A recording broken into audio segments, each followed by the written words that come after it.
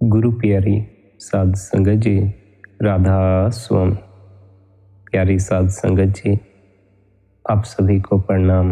आप सभी के भीतर बैठे कुल मालिक को प्रणाम। आप सभी इतने प्रेम और प्यार से सत्संग सुनते हैं, उसके लिए आप सभी का धन्यवाद।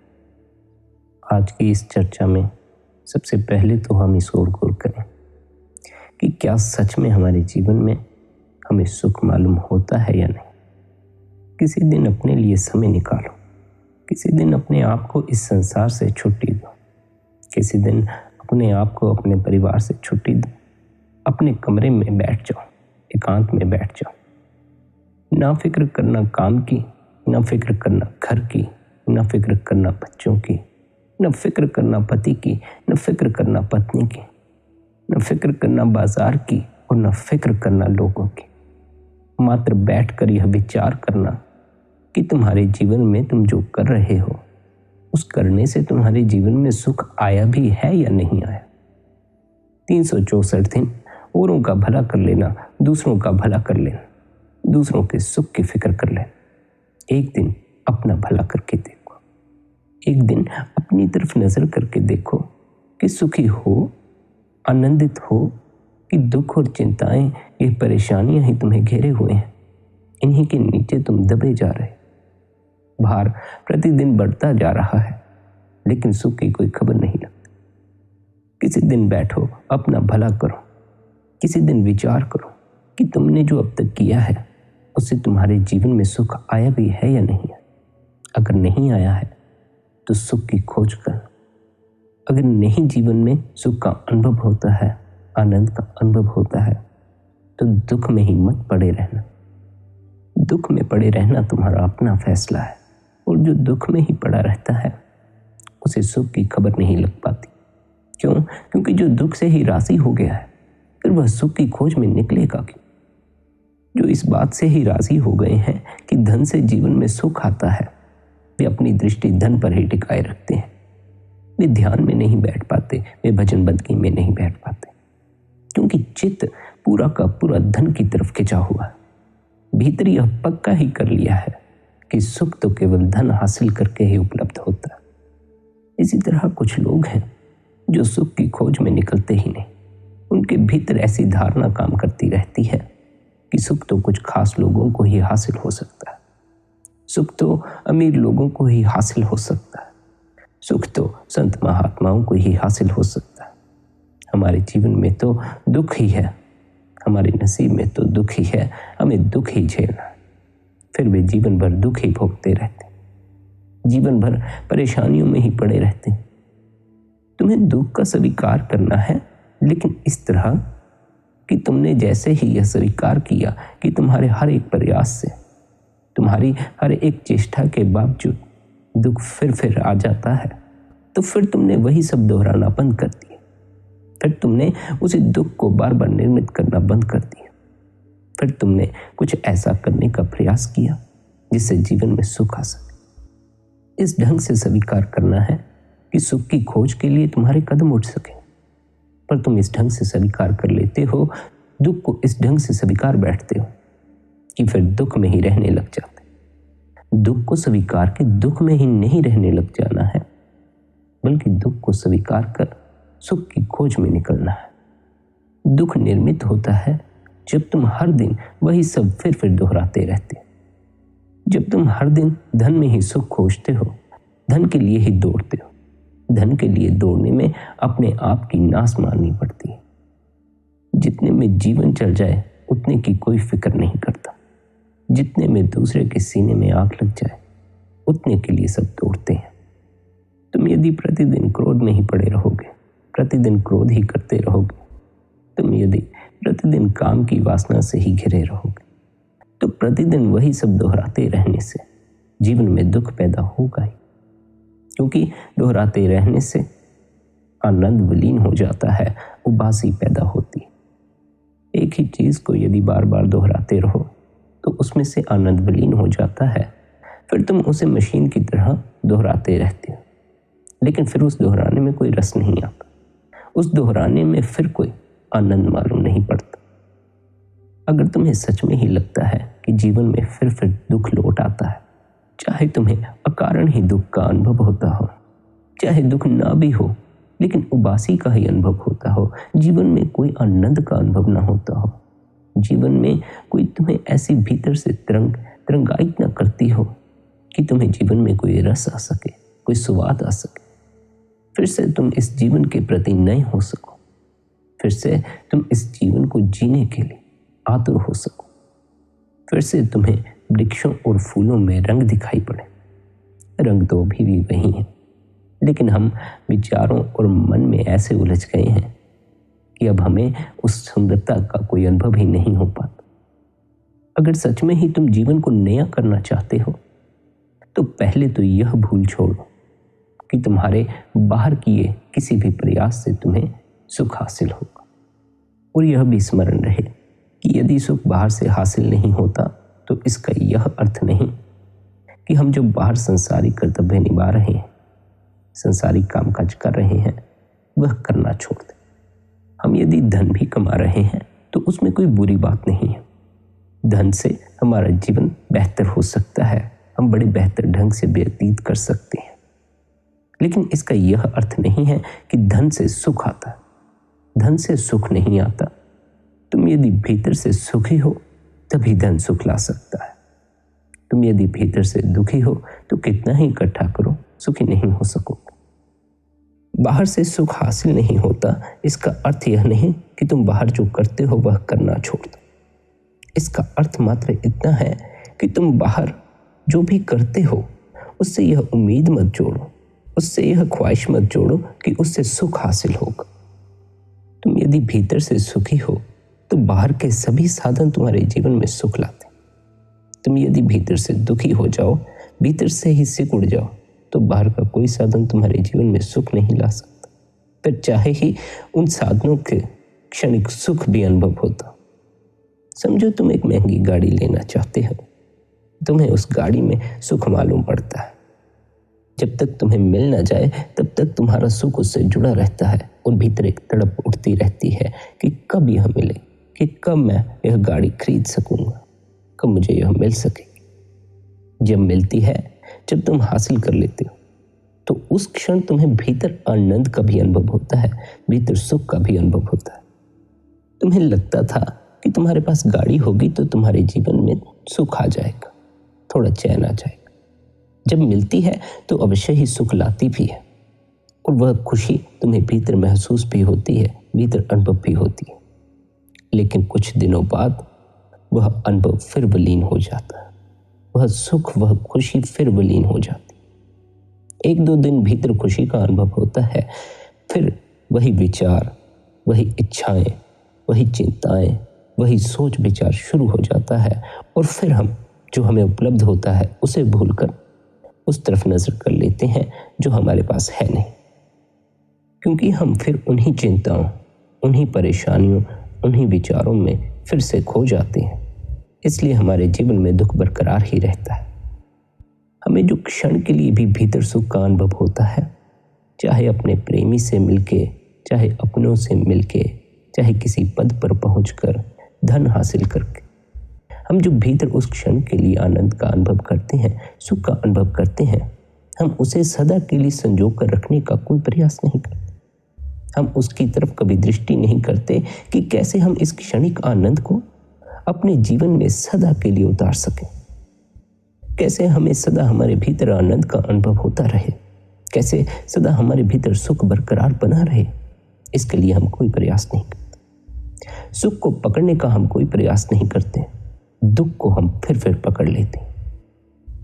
हम जो चाहते हैं जब वह मिल जाता है तो फिर हम अपने विचारों में खो जाते हैं, और उन विचारों में खो जाते हैं, उन इच्छाओं में खो जाते हैं जो अभी हमारी पूरी नहीं।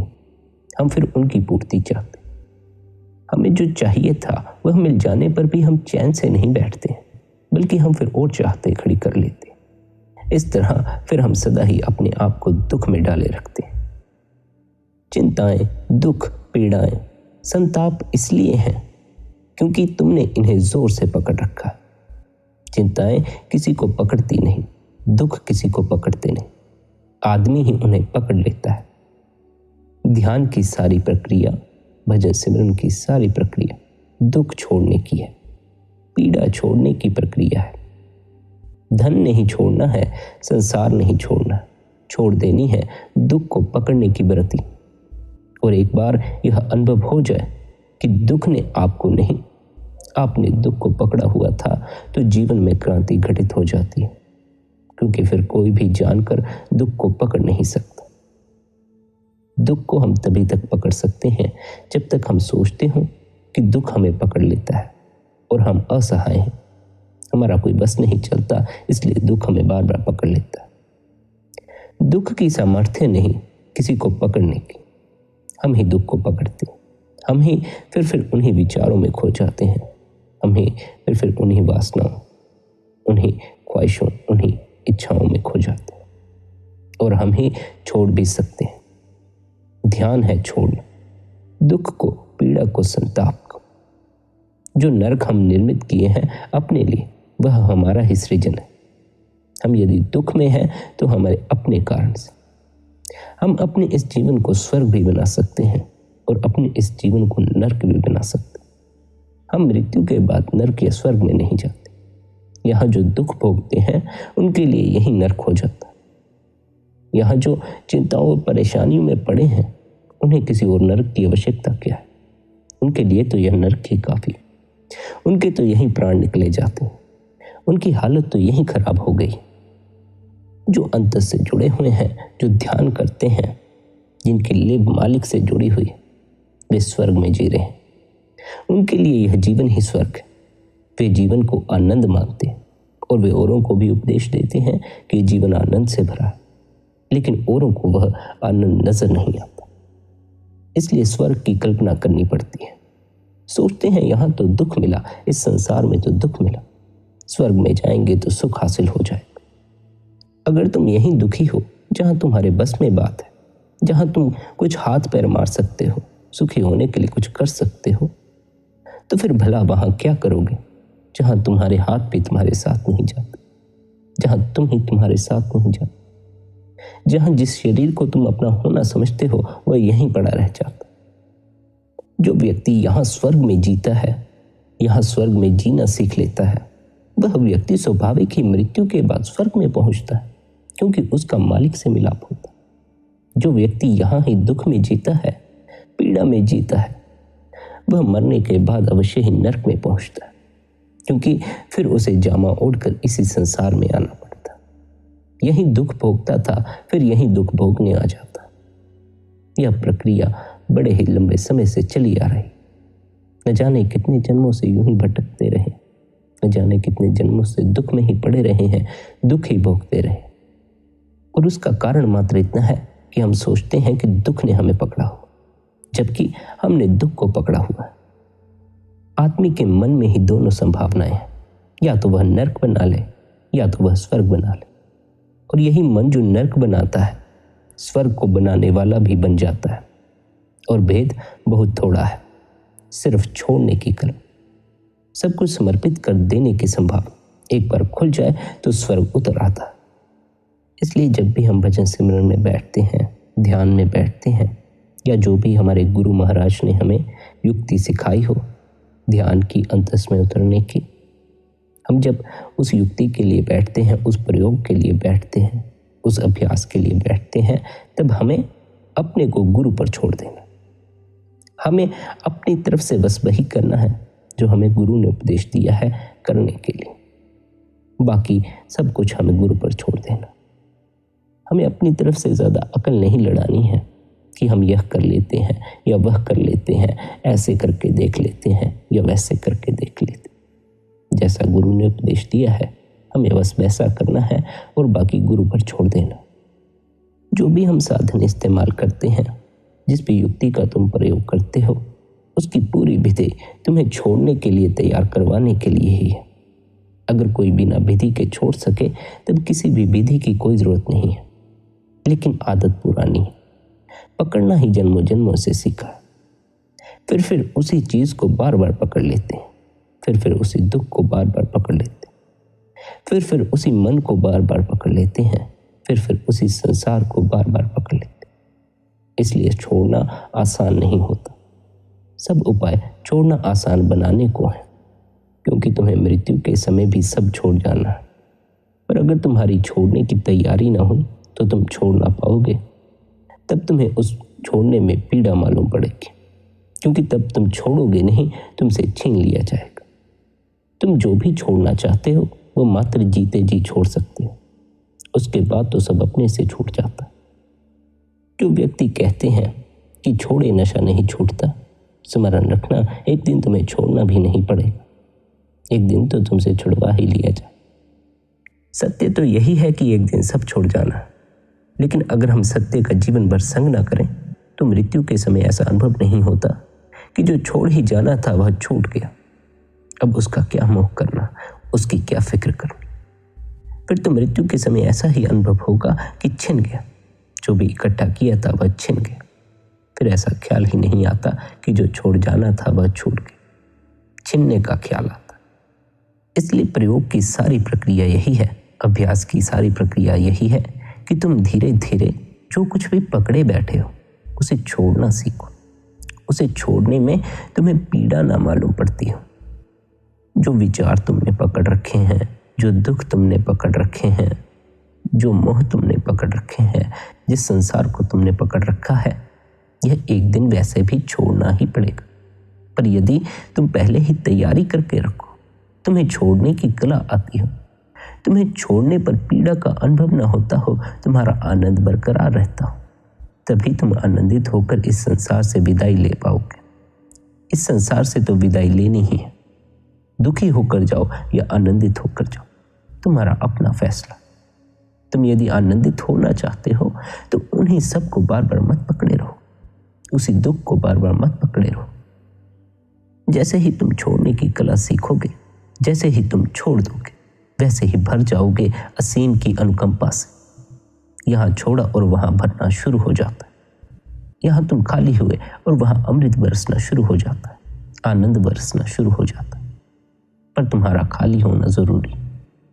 इस खाली होने के लिए हमें निरंतर भजन सिमरन करना है, निरंतर ध्यान करना है। तुमने जो कुछ भी पकड़ा हुआ है, तुम्हें उस पकड़ने के कारण भीतर भराव मालूम पड़ता है। तुम यदि एक ही दिन में सब छोड़कर बैठ जाओ, यह संसार, यह लोभ, ये वासनाएं, ये इच्छाएं, ये विचार, भीतर से अपने को पूरी तरह खाली करके बैठ जाओ, तो उससे तुम्हारा जीवन और भी अस्त व्यस्त हो जाएगा।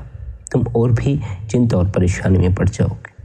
सिर्फ खाली हो जाने से तो तुम और भी चिंतित हो जाओगे, क्योंकि भीतर से तो सदा भरने की मांग उठती रही है।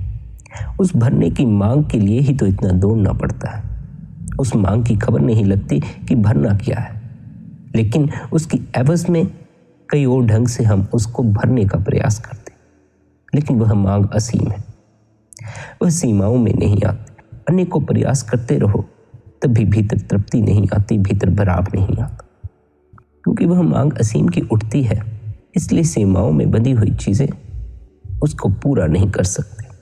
हमें उस असीम में ही समा जाना होगा, हमें उस परमात्मा में ही समा जाना होगा, हमें उस परमात्मा को अपने भीतर प्रवेश देना हो। और उसके लिए आवश्यक है कि भीतर हमारी मौजूदगी ना हो, बल्कि हम भी परमात्मा में ही समा जाएं, वो उन समुद्र में समा जाए और हमारा भी अपना अलग कोई वजूद ना रह जाए। खाली हो जाने से ही कुछ न होगा, बल्कि भीतर एक अमृत की सतत धार चाहिए, जो टूटती ना हो, जो निरंतर बहती रहती हो, जो निरंतर तुम्हें आनंदित करती रहती हो, जो निरंतर तुम्हारे सुख को बरकरार रखे। ऐसा ना हो कि कुछ क्षण बाद तुम्हारा सुख फिर दुख में बदल जाए, कुछ क्षण बाद तुम फिर उन्हीं विचारों, उन्हीं परेशानियों, उन्हीं चिंताओं में खो जाओ। तुम्हें सदा के लिए सुखी होना, ऐसा सुख हासिल नहीं करना है कि कुछ क्षण के लिए, कुछ दिनों के लिए, कुछ महीनों के लिए सुखी हो सको और फिर उन्हीं चिंताओं और परेशानियों में पड़ना पड़े। ऐसा सुख हासिल करना है कि सदा के लिए सुखी हो जाओ, फिर सदा के लिए कोई दुख नहीं, कोई चिंता, कोई परेशानी नहीं। यह भी ख्याल रहे, यह तुम्हारे भीतर की अवस्था है, बाहर की नहीं। बाहर से चिंताएं और परेशानियां आती रहती हैं।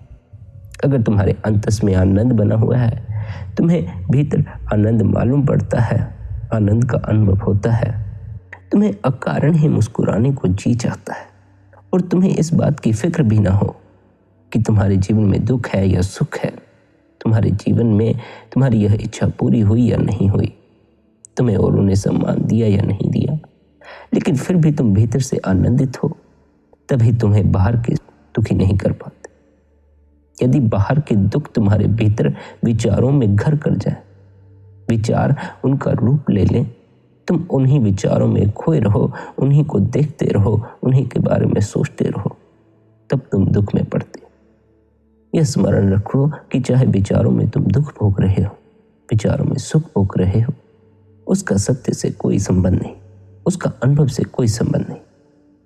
विचारों में भोगा गया सुख सच्चा सुख नहीं है। सच्चा सुख वही है जब तुम्हारे भीतर कोई विचार नहीं उठता। जब तक तुम्हारे भीतर विचार उठेंगे, तब तक तुम्हारे भीतर तुम्हारी मौजूदगी बरकरार रहेगी, तब तक तुम्हारा अहंकार भीतर बैठा रहेगा और परमात्मा को भीतर प्रवेश न मिल सके। क्योंकि तुम्हारे विचार जो हैं, तुम्हारी इच्छाएं जो हैं, तुम्हारी वासनाएं जो हैं, यही तो तुम्हारा जुड़ाव है। यदि तुम्हारे विचारों को हटा दिया जाए, तुम्हारी इच्छाएं हटा दी जाएं, तुम्हारे सपने हटा दिए जाएं, तुम्हारी कामनाएं हटा दी जाएं, तो तुम भीतर से खाली हो जाओगे। तुम्हारे पास अपना कहने के लिए कुछ न बचेगा। इन्हीं सब का जोड़ तुम हो, और यह जोड़ मात्र अहंकार का है। यह जोड़ तुम्हारा होना नहीं है, यह जोड़ तुम्हारा असल नहीं है। यह जोड़ तो इस शरीर के कारण पैदा हो गया है। तुम्हें तो अपने असल की पहचान करनी, अपने असल की खबर लेनी।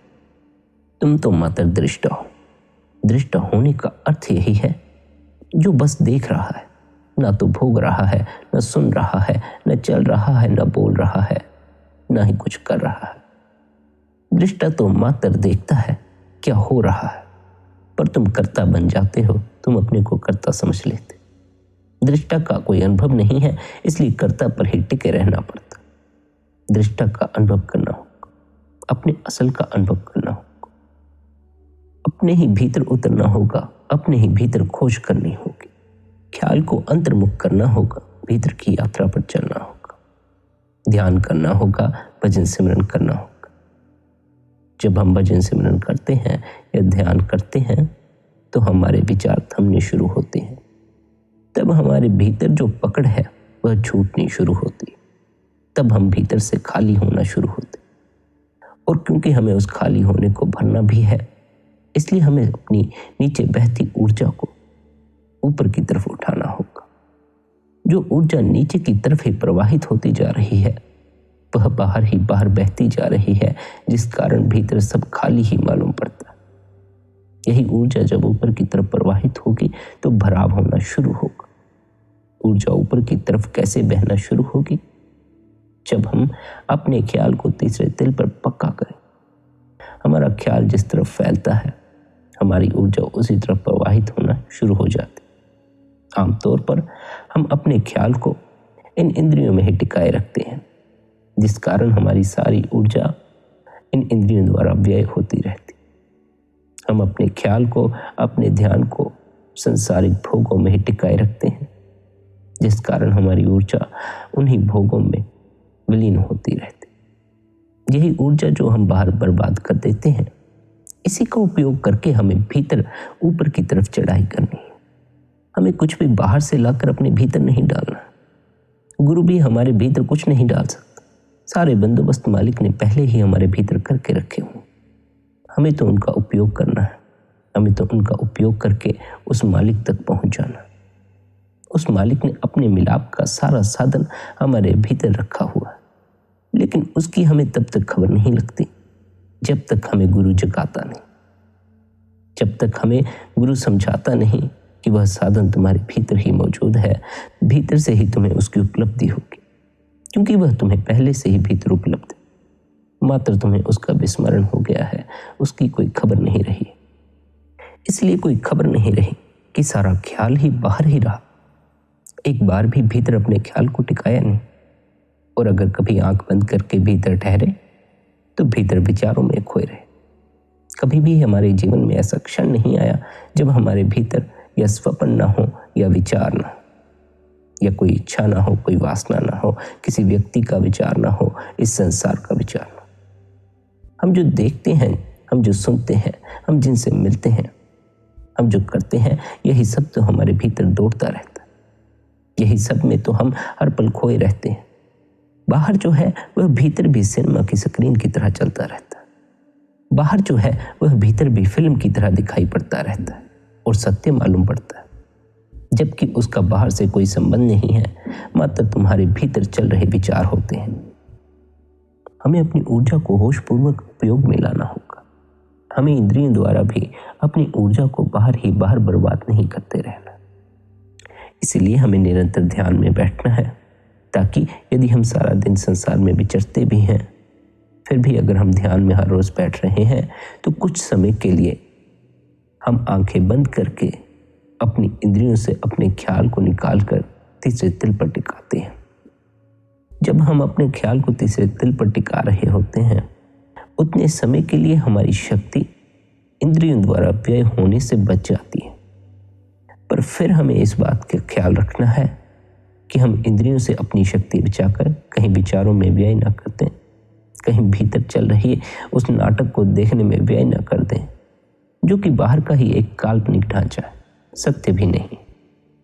विचारों में भी तुम्हारी शक्ति व्यय होती है, दुगनी व्यय होती है। इसलिए वहां से भी अपनी शक्ति को बचाना। तुम्हें अपने ख्याल को तीसरे तिल पर टिकाने का अभ्यास करना।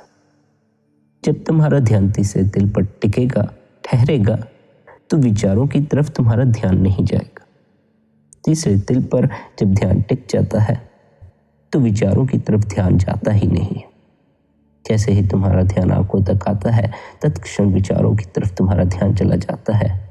तत्क्षण वही चित्र फिर तुम्हें दिखाई पड़ने शुरू हो जाते हैं। जब तीसरे दिल पर तुम्हारा ध्यान पक्का होना शुरू होगा तो वही फिल्म, वही नाटक, इस संसार का वही काल्पनिक जो ढांचा है वह भीतर निर्मित नहीं होगा। फिर वह चित्र फिर से भीतर नहीं चलेंगे। यही कारण है कि हमें तीसरे दिल पर ही ध्यान को टिकाना। तीसरे दिल से ध्यान नीचे आते ही हमारा ध्यान विचारों की तरफ चला जाता है। एक बार यदि एकाग्रता तीसरे दिल पर कायम हो जाए, तीसरे दिल पर हमें स्थिरता का अनुभव होना शुरू हो जाए, तो फिर ध्यान नीचे आता ही नहीं। फिर तुम कभी भी अपने ध्यान को तीसरे दिल पर केंद्रित कर सकते हो। फिर जब तुम तीसरे दिल से अपने ध्यान को नीचे उतार कर अपने संसारी कामकाज करते हो, तब तुम विचारों में खोते नहीं हो, बल्कि तुम विचारों का उपयोग करते हो। विचार भी संसार में विचरने के लिए तुम्हारे लिए उपयोगी है। काम भी, क्रोध भी तुम्हारे लिए इस संसार में विचरने के लिए उपयोगी है। मालिक ने हमारे भीतर जो भी ताकत रखी हुई है वह सब हमारे उपयोग के लिए रखी है। हम जब उन ताकतों का दुरुपयोग करने लग जाते हैं तब समस्या खड़ी होती है, तब जीवन की व्यवस्था अस्त व्यस्त हो जाती है, तब जीवन में चिंता, परेशानी और तनाव इकट्ठा होना शुरू हो जाता है। हमें अपने तीसरे दिल पर एकाग्रता को कायम करना है। एकाग्रता कैसे कायम होगी? जब हम निरंतर भजन सिमरन करेंगे, जब हम निरंतर सिमरन के शब्दों का जाप करेंगे। मन द्वारा सिमरन करना है। मन भी हमारा भीतर है, हमारी सहायता के लिए हमारे पास उपलब्ध है। हमें उसी का लाभ उठा लेना। मालिक ने अपने मिलाप के लिए हमारे भीतर सभी साधन मौजूद रखे हैं। हमें उन्हीं का लाभ उठा के उस मालिक से मिलाप कर लेना। हमें कहीं से भी कुछ लाकर अपने भीतर डालने की आवश्यकता नहीं। सब कुछ हमारे भीतर ही मौजूद है, हमें बस मात्र उसका उपयोग करना आना चाहिए। लेकिन उसकी हमें कोई खबर नहीं होती, क्योंकि हमें भीतर की ही कोई खबर नहीं होती। हमें यही ही खबर नहीं होती कि भीतर जैसा भी कुछ होता है। यह तो गुरु हमें जगाता है, गुरु हमें याद दिलाता है, इसलिए हम भीतर की तरफ मुड़ते। गुरु द्वारा हमें खबर लगती है कि कैसे हमें अपने भीतर में मौजूद उन साधनों को उपयोग में लाना है जिनके द्वारा हमारा मालिक से मिलाप हो सकता है। पूरे गुरु की हम पर बड़ी बख्शीश है, क्योंकि प्रत्येक गुरु तुम्हारा मालिक से मिलाप करवाने के लिए लायक नहीं होता। प्रत्येक गुरु यह नहीं चाहता कि तुम मालिक से मांगो। कुछ गुरु ऐसे भी होते हैं जो तुम्हें सहारा देते हैं तुम्हारी इच्छाओं की पूर्ति के, जो तुम्हें सहारा देते हैं तुम्हारी कामनाओं की पूर्ति के लिए, जो तुम्हें कहते हैं कि ऐसा करोगे तो यह हासिल हो जाएगा, वैसा करोगे तो वह हासिल हो जाएगा, जो तुम्हें कहते हैं पुण्य करोगे तो स्वर्ग में जाओगे, पाप करोगे तो नरक में जाओगे। मालिक से ही मिलाप हो जाए तो कौन पापी और कौन पुण्यात्मा, सभी उस मालिक के बच्चे हैं। हम आपस में भेदभाव करते हैं, वह परमात्मा किसी में कोई भेदभाव नहीं करता। वह परमात्मा सभी से एक समान प्रेम करता है।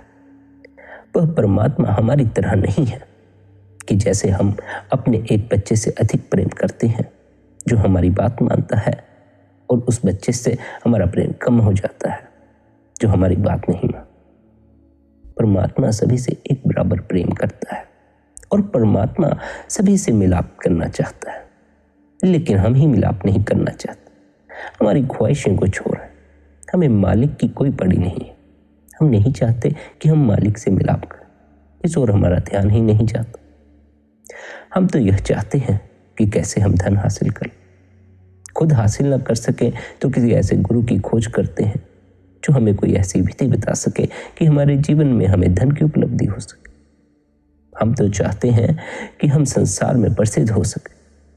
खुद न हो सके तो गुरु की खोज करते हैं जो हमें यह बता सके कि कैसे हम संसार में प्रसिद्ध हो सके। बड़े ही बिरले साधक हैं जो ऐसे गुरु की खोज में निकलते हैं जो उनका मालिक से मिलाप करवा सके।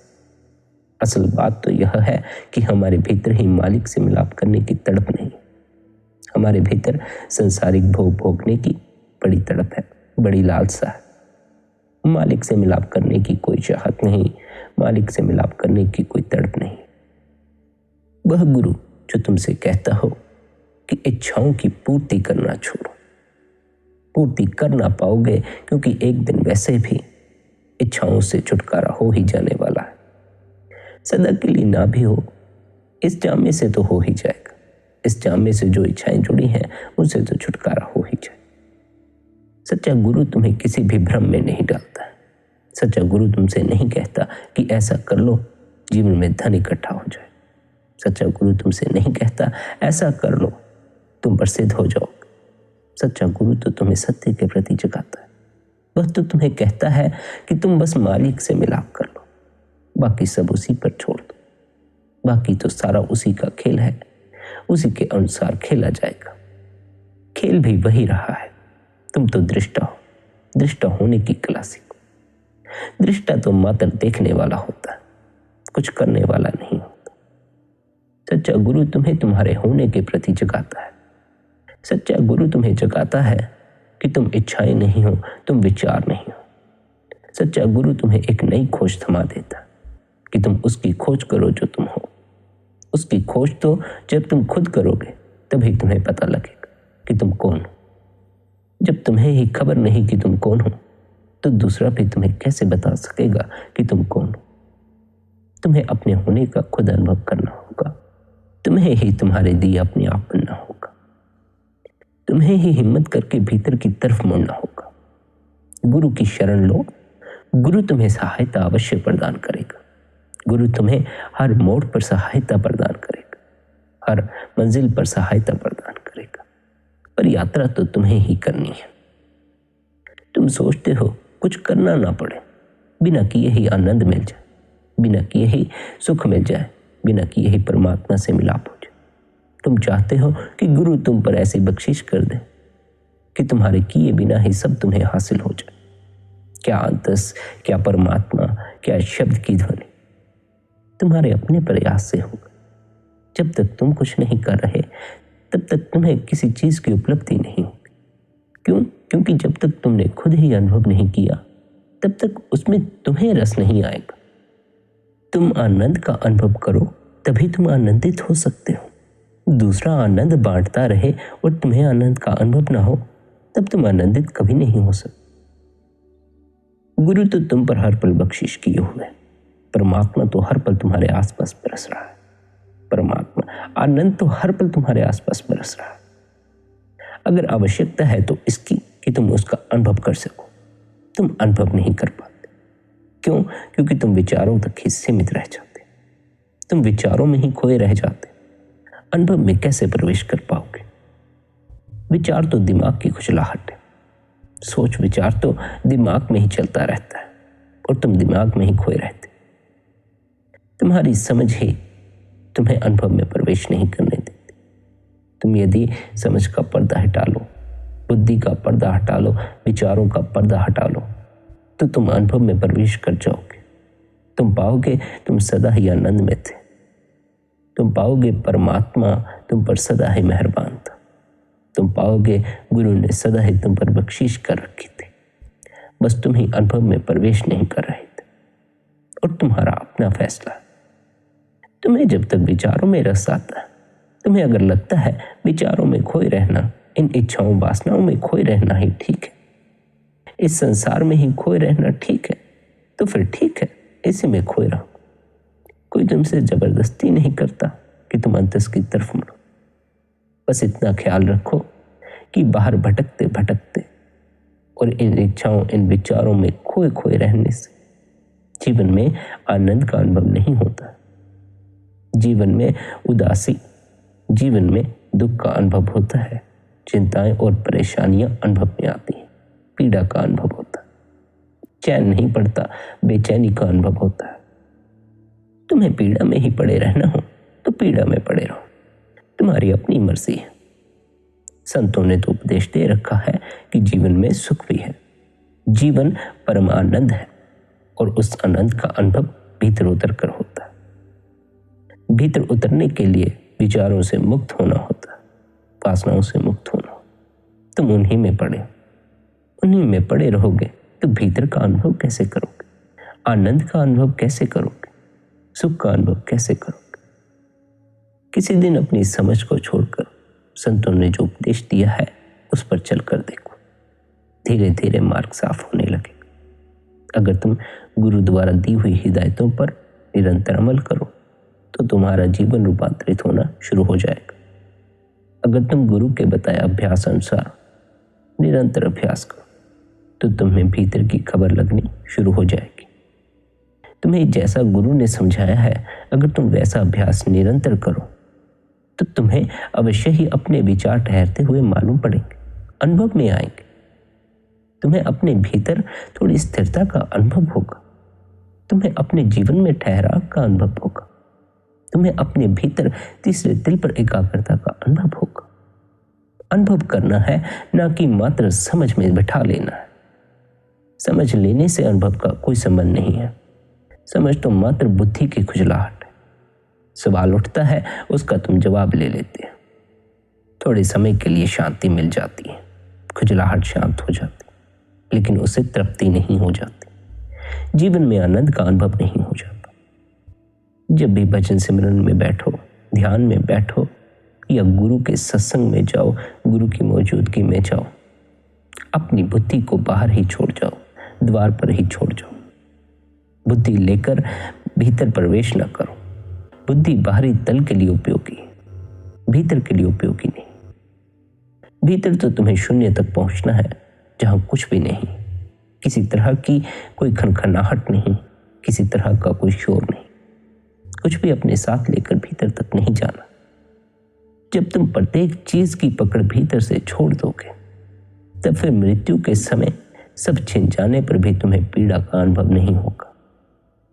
तुम यदि जीते जी छोड़ने की कला सीख लो, जीते जी तुम्हारे भीतर छोड़ने का साहस हो और स्मरण रहे, उस छोड़ने से दुख पैदा ना होता हो, बल्कि उस छोड़ने से भी तुम्हारा आनंद बरकरार रहे, तो फिर तुम्हारा जीवन एक नया जीवन हो जाएगा। इसलिए निरंतर भजन सिमरन किया करो, निरंतर ध्यान में बैठा करो। तुम्हारे ऐसा कहने से कि भजन सिमरन के लिए समय नहीं निकलता है, जीवन में इतने व्यस्त हैं कि समय नहीं मिलता है, ऐसा कहने से तुम्हारे जीवन में कोई क्रांति नहीं होने वाली। तुम कभी भी अपने आप को परिवर्तित करने का प्रयास ही नहीं करते। तुम उसी समस्या में पड़े रहना चाहते। तुम बस यहीं पड़े रहना चाहते हो कि भजन सिमरन के लिए समय नहीं मिलता। किसी दिन प्रयास तो करना ही होगा। किसी दिन तो दुख से ऊपर उठकर सुख की खोज करनी ही होगी। किसी दिन तो व्यस्त समय से समय निकाल कर भजन सिमरन में बैठना ही। बैठो या ना बैठो, तुम्हारी अपनी मर्जी है, पर यह स्मरण रखना, दुख ही अनुभव होता है अगर भीतर से कोई आनंद तुम्हें अनुभव ना होता। और आनंद की खबर बाहर ही बाहर भटकते रहने से कभी नहीं लगती है। भीतर उतरने से लगती। भीतर की यात्रा पर अगर तुम निकल सको तो तुम्हारा सौभाग्य है, क्योंकि उससे फिर तुम्हारे जीवन की कई परेशानियां अपने आप ही हल हो जाएंगी। तुम्हें अपनी परेशानियों का फिर भीतर से ही हल मिलना शुरू हो जाएगा। फिर तुम जो कदम रखोगे धैर्य से रखोगे और बड़े ही सही कदम रखोगे। अभी तुम मन की इतनी उथल पुथल है कि तुम उस उथल पुथल में ही कदम उठा लेते हो, कदम गलत पड़ जाते हैं। फिर उन गलत पड़े कदमों का नतीजा भोगना पड़ता है। जीवन में दुख आ जाता है, परेशानी आ जाती। जब सही कदम पड़ेंगे तो सही नतीजा निकलेगा। अपने ख्याल को अंतर्मुख करो, निरंतर भजन सिमरन में बैठो, निरंतर ध्यान में बैठो। मालिक को याद करने से अधिक मूल्यवान और कोई कार्य नहीं हो सकता, क्योंकि मालिक तुम्हें जन्म मरण के इस चक्कर से छुटकारा दिलाता है। मालिक तुम्हें आनंद बख्शता है, तुम्हें प्रेम बख्शता है। उस मालिक की शरण में जाओ, निरंतर भजन सिमरन में बैठो, मन को सिमरन में लगाओ, तीसरे दिल पर एकाग्रता को कायम करो। अपना ख्याल रखो, आप सभी के भीतर बैठे उस कुल मालिक को पढ़ना। राधा स्वामी।